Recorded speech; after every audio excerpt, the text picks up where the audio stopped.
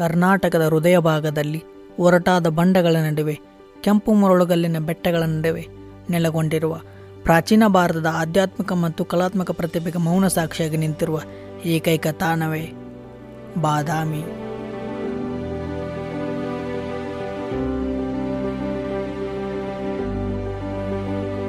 ಬಾದಾಮಿಯ ಗುಹಾ ದೇವಾಲಯಗಳು ಕೇವಲ ಕಲ್ಲಿನಲ್ಲಿ ಕೆತ್ತಿದ ದೇವಾಲಯಗಳಲ್ಲ, ಅವು ಬಂಡೆಯಲ್ಲಿ ಕೆತ್ತಿದ ಅದ್ಭುತ ಶಿಲ್ಪಗಳು.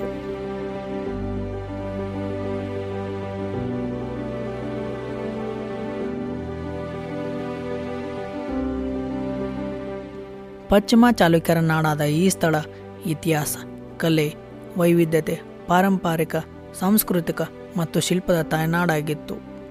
ಹಿಂದೆ ಇದನ್ನು ವಾತಾಪಿ ಎಂದು ಕರೆಯುತ್ತಿದ್ದರು.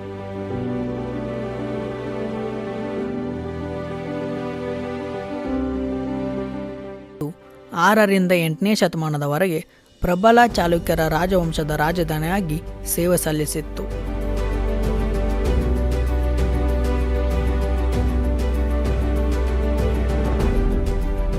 ಚಾಲುಕ್ಯರು ವಾಸ್ತುಶಿಲ್ಪದ ಮಹಾನ್ ಪೋಷಕರಾಗಿದ್ದರು ಮತ್ತು ಅವರ ಆಳ್ವಿಕೆಯಲ್ಲಿ ಬಾದಾಮಿ ಸಾಂಸ್ಕೃತಿಕ ಮತ್ತು ಧಾರ್ಮಿಕ ಚಟುವಟಿಕೆಗಳ ಕೇಂದ್ರವಾಗಿ ಹೊರಹೊಮ್ಮಿತ್ತು. ಚಾಲುಕ್ಯ ವಂಶದ ಸ್ಥಾಪಕನಾದ 1ನೇ ಪುಲಕೇಶಿ ಮತ್ತು ದುರ್ಬಲ ದೇವಿಯ ಮಕ್ಕಳಾದ 1ನೇ ಕೀರ್ತಿವರ್ಮನ ಕಾಲದಲ್ಲಿ ಬಾದಾಮಿ ಗುಹೆಗಳ ನಿರ್ಮಾಣ ಕಾರ್ಯ ಆರಂಭಿಸಿದರೆ, ಮಂಗಳೇಶನ ಕಾಲದಲ್ಲಿ ಅದು ಪೂರ್ಣಗೊಂಡಿತು.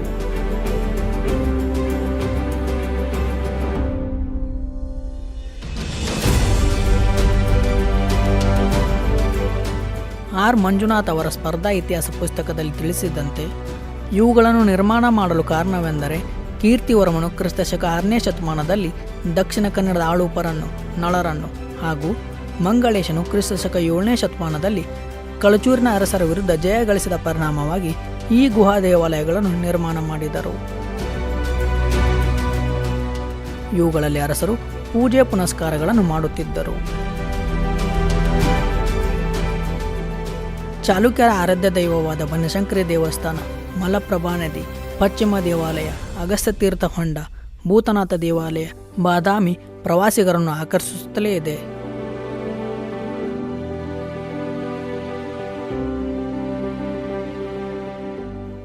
ಬಾದಾಮಿ ಒಟ್ಟು 4 ಗುಹೆಗಳನ್ನು ಹೊಂದಿದ್ದು, ಅವುಗಳ ವಾಸ್ತುಶಿಲ್ಪವು ನಾಗರ ಮತ್ತು ದ್ರಾವಿಡ ಶೈಲಿಯ ಮಿಶ್ರಣವನ್ನು ಹೊಂದಿದೆ.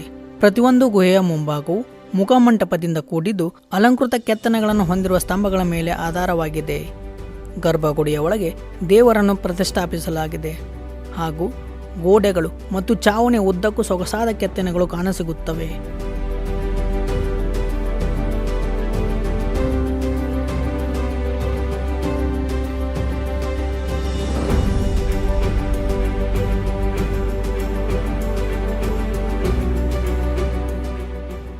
ಒಂದನೇ ಗುಹೆಯು ನೆಲಮಟ್ಟದಿಂದ ಸುಮಾರು 59 ಅಡಿ ಎತ್ತರದಲ್ಲಿದೆ. ಇದು ಶಿವನಿಗೆ ಅರ್ಪಿತವಾಗಿದ್ದು, ಶೈವ ಧರ್ಮಕ್ಕೆ ಸೀಮಿತವಾಗಿದೆ. ಒಟ್ಟು 5 ವಿಶಿಷ್ಟ ಶಿಲ್ಪಗಳನ್ನು ಹೊಂದಿದೆ. ನಟರಾಜನ ಕೆತ್ತನೆ ಈ ಗುಹೆಯ ಪ್ರವೇಶದ್ವಾರದ ಬಲಭಾಗದಲ್ಲಿದೆ. ಈ ಚಿತ್ರವು ಎಡಭಾಗದಿಂದ 9, ಬಲಭಾಗದಿಂದ 9, ಒಟ್ಟು 18 ತೋಳುಗಳನ್ನು ಹೊಂದಿದೆ. 18 ತೋಳುಗಳು ಸಾಂಕೇತಿಕ ಕೈ ಸನ್ನೆಗಳನ್ನು ವ್ಯಕ್ತಪಡಿಸುತ್ತವೆ. ಉದಾಹರಣೆಗೆ ಡಮರುಗ, ದೋಂದಿ, ಸರ್ಪ, ತ್ರಿಶೂಲ ಮತ್ತು ಕೊಡಲಿ ಮುಂತಾದವು. ತನ್ನ ಪಕ್ಕದಲ್ಲಿ ಗಣೇಶ ಮತ್ತು ನಂದಿಯನ್ನು ಸಹ ಹೊಂದಿದ್ದಾನೆ. ಮಹಿಷಾಸುರ ಮರ್ದಿನಿ ಕೆತ್ತನೆ ನಟರಾಜನ ಕೆತ್ತನೆಯ ಬಲಭಾಗದಲ್ಲಿ ಚತುರ್ಭುಜ ಹೊಂದಿರುವ ಮಹಿಷಾಸುರ ಮರ್ದಿನಿಯ ಕೆತ್ತನೆ ಇದೆ. ಇದು ದುರ್ಗೆ ಮಹಿಷಾಸುರ ಸಂಹಾರ ಮಾಡುವುದನ್ನು ಚಿತ್ರಿಸುತ್ತದೆ. ಪ್ರವೇಶ ದ್ವಾರದ ಎಡಭಾಗದಲ್ಲಿ ತ್ರಿಶೂಲವನ್ನು ಹಿಡಿದಿರುವ ದ್ವಾರಪಾಲಕನಿದ್ದಾನೆ. ಅವನ ತೆಳಗೆ ಒಂದು ಗೂಳಿ ಆನೆ ಬೆಸೆದ ಚಿತ್ರವಿದೆ. ಹರಿಹರನ ಕೆತ್ತನೆಯು ಅರ್ಧ ಶಿವ ಅರ್ಧ ವಿಷ್ಣುವಿನ ಸಮ್ಮಿಲನದ ಚಿತ್ರದ ಶಿಲ್ಪವಾಗಿದೆ. ಹರಿಹರನ ಪಕ್ಕದಲ್ಲಿ ಪಾರ್ವತಿ ಮತ್ತು ಲಕ್ಷ್ಮಿಯ ಶಿಲ್ಪವನ್ನು ನಾವು ಕಾಣಬಹುದು.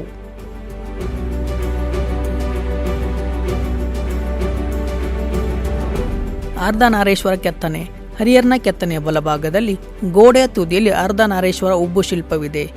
ಇದು ಶಿವ ಪಾರ್ವತಿಯ ಸೂಚಕವಾದ ಚಿತ್ರ. ಶಿವನನ್ನು ಪ್ರತಿನಿಧಿಸುವ ಅರ್ಧನಾರೀಶ್ವರ ಪಕ್ಕದಲ್ಲಿ ನಂದಿ ಮತ್ತು ಶಿವನ ಭಕ್ತಿ ಅಸ್ಥಿಪಂಜರದ ಭೃಂಗಿ ಕೂಡ ಇದ್ದಾರೆ.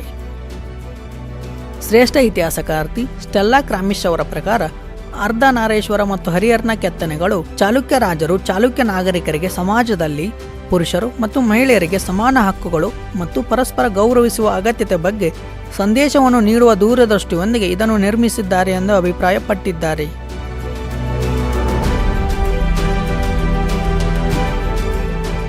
ಗುಹೆ ಒಂದರ ಮೇಲೆ ಎರಡನೇ ಗುಹೆ ಇದ್ದು ಇದು ಉತ್ತರಾಭಿಮುಖವಾಗಿದೆ. ಇದು ವಿಷ್ಣುವಿಗೆ ಸಮರ್ಪಿತವಾಗಿದ್ದು ವೈಷ್ಣವ ಧರ್ಮಕ್ಕೆ ಸೀಮಿತವಾಗಿದೆ. ಗುಹೆಯ ಪ್ರವೇಶದ್ವಾರದ ದ್ವಾರಪಾಲಕರು ಪ್ರವೇಶದ್ವಾರದ ಎರಡೂ ಬದಿಯಲ್ಲಿ ಹೂಗಳನ್ನು ಹಿಡಿದು ನಿಂತಿದ್ದಾರೆ. ಇಲ್ಲಿರುವ ಅತಿ ದೊಡ್ಡ ಒಬ್ಬ ಶಿಲ್ಪವು ವಿಷ್ಣುವನ್ನು ತ್ರಿವಿಕ್ರಮ ರೂಪದಲ್ಲಿ ಚಿತ್ರಿಸುತ್ತದೆ. ವಿಷ್ಣುವಿನ ಕುಬ್ಜ ಅವತಾರ ವರಾಹ ಅವತಾರದಲ್ಲಿ ವಿಷ್ಣು ಭೂದೇವಿಯನ್ನು ಸಾಗರದ ಆಳದಿಂದ ರಕ್ಷಿಸುವ ಚಿತ್ರಣ, ಪಶ್ಚಾತ್ತಾಪ ಪಡುವ ಬಹುತಲೆಯ ಹಾವಿನ ಅವತಾರವನ್ನು ಇದು ವ್ಯಕ್ತಪಡಿಸುತ್ತದೆ. ಛಾವಣಿಯ ಮೇಲ್ಭಾಗದಲ್ಲಿ ಚೌಕಾಕಾರ ಚೌಕಟ್ಟಿನಲ್ಲಿ 16 ಮೀನಿನ ಕಡ್ಡಿಗಳನ್ನು ಹೊಂದಿರುವ ಚಕ್ರವಿದ್ದು ಹಾಗೂ ಛಾವಣಿ ಮತ್ತು ಬಾಗಿಲಿನ ಕೆತ್ತನ ಮೇಲೆ ಗಜಲಕ್ಷ್ಮಿ, ಸ್ವಸ್ತಿಕ್ ಚಿಹ್ನೆಗಳು, ಹಾರುವ ದಂಪತಿಗಳು, ಬ್ರಹ್ಮ, ವಿಷ್ಣು, ಶೇಷ ಮತ್ತು ಇನ್ನಿತರ ಶಿಲ್ಪಗಳನ್ನು ಸಹ ಹೊಂದಿದೆ.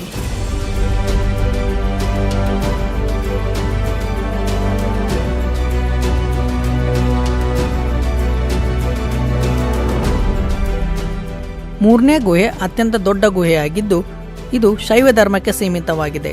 ಇಲ್ಲಿ 7 ತಲೆಯ ಸರ್ಪದ ಸಿಂಹಾಸನದ ಮೇಲೆ ಮಹಾವಿಷ್ಣು ಭವ್ಯವಾಗಿ ಕುಳಿತಿರುವ ಶಿಲ್ಪವಿದೆ. ಅವನ ವಾಹನ ಗರುಡ ಮತ್ತು ಪತ್ನಿ ಲಕ್ಷ್ಮಿ ಕೂಡ ಇದ್ದಾರೆ. ವರಹ ಅವತಾರ ವಿಷ್ಣುವಿನ 3ನೇ ಅವತಾರವಾಗಿದೆ. ಸಂಸ್ಕೃತದಲ್ಲಿ ವರಹ ಎಂದರೆ ಕಾಡು ಹಂದಿ ಎಂದರ್ಥ.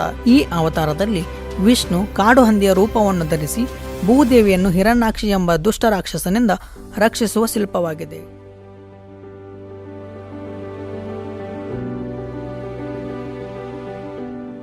ವಾಸುದೇವ ಉಬ್ಬು ಶಿಲ್ಪದಲ್ಲಿ ವಿಷ್ಣು ಕುತ್ತಿಗೆ, ತೋಳು, ಕೈಗಳು ಮತ್ತು ಸೊಂಟದ ಸುತ್ತಲೂ ಸುಂದರವಾದ ಆಭರಣಗಳನ್ನು ಧರಿಸಿದ್ದಾನೆ ಮತ್ತು ತಲೆಯ ಮೇಲೆ ಎತ್ತರದ ಕಿರೀಟವನ್ನು ಧರಿಸಿದ್ದಾನೆ.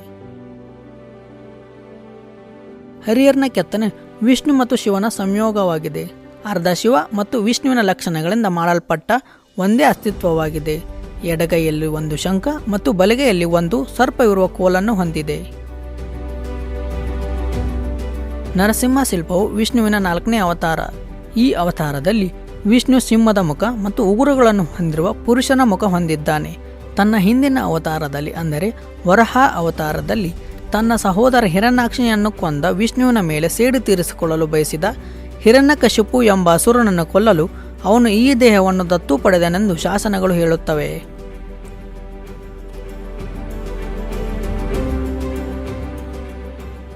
ತ್ರಿವಿಕ್ರಮ ಶಿಲ್ಪವು ಅಷ್ಟಭುಜ ವಿಷ್ಣುವಾಗಿ ಚಿತ್ರಿಸಲಾಗಿದೆ.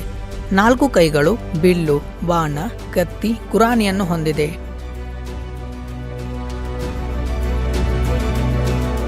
ಛಾವಣಿ 2 ತುದಿಯಲ್ಲಿ ಸಂಪತ್ತಿನ ದೇವರ ಕುಬೇರ ಮತ್ತು ದೇವತೆಗಳ ರಾಜ ಇಂದ್ರನನ್ನು ಹೊಂದಿದ್ದು ಮಧ್ಯದಲ್ಲಿ ವಿಷ್ಣುವಿನ ಮತ್ಸ್ಯ ಅವತಾರದ ಚಿತ್ರಣವಿದೆ.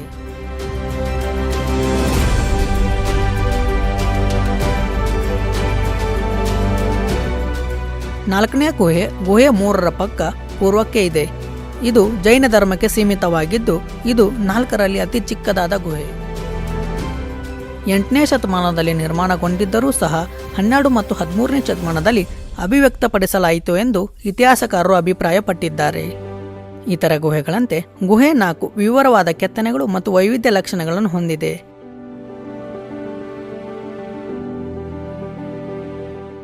ಗುಹೆಯ ಒಳಗೆ ಬಾಹುಬಲಿಯ ಧ್ಯಾನಭಂಗಿಯ ಶಿಲ್ಪ, ಪಾರ್ಶ್ವನಾಥ ಮತ್ತು ಮಹಾವೀರನ ಕೆತ್ತನೆಗಳು ಇದೆ. ಒಳಗಿನ ಕಂಬಗಳು ಮತ್ತು ಗೋಡೆಯ ಮೇಲೆ 24 ಜೈನ ತೀರ್ಥಂಕರ ಚಿತ್ರಗಳನ್ನು ಕೆತ್ತಲಾಗಿದೆ. ಇದರ ಜೊತೆಗೆ ಯಕ್ಷ ಯಕ್ಷಿಯರು, ಪದ್ಮಾವತಿ ವಿಗ್ರಹಗಳಿದೆ.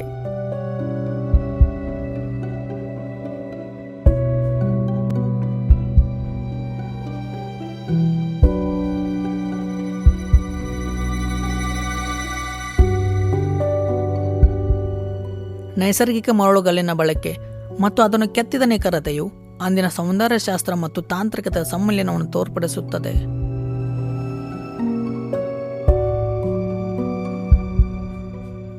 ಇಂದಿಗೂ ಬಾದಾಮಿ ಗುಹೆಗಳು ಪ್ರವಾಸಿಗರನ್ನು ಆಕರ್ಷಿಸುತ್ತದೆ. ಹವಾಮಾನದ ವೈಪರೀತ್ಯ ಮತ್ತು ಮಾನವ ಚಟುವಟಿಕೆಗಳ ಪರಿಣಾಮದಿಂದ ಇದು ಸವಿಯುತ್ತಿದೆ.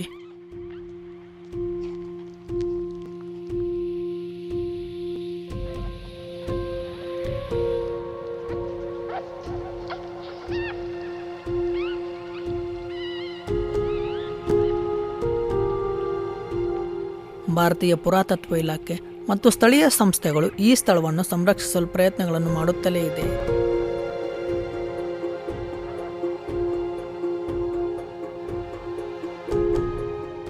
ಪುನರುಸ್ಥಾಪನೆ, ಸಂರಕ್ಷಣೆ ಮತ್ತು ಪರಿಸರ ಪ್ರವಾಸೋದ್ಯಮ ಉಪಕ್ರಮಗಳನ್ನು ನಡೆಸುತ್ತಿವೆ.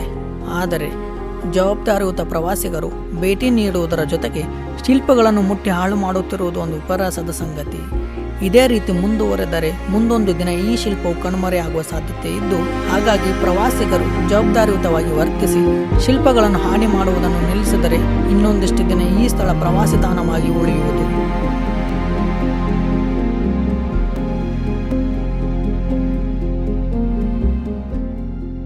ಹಾಗೂ ಭವಿಷ್ಯದ ಪೀಳಿಗೆಗೂ ಸಹ ಈ ತಾಣದಲ್ಲಿ ನಡೆದ ಇತಿಹಾಸ, ನಂಬಿಕೆ ಮತ್ತು ಸೃಜನಶೀಲತೆ ಉಪಸ್ಥಿತಿಯನ್ನು ಅನುಭವಿಸಲು ದಾರಿ ಮಾಡಿಕೊಡಲಾಗುವುದು.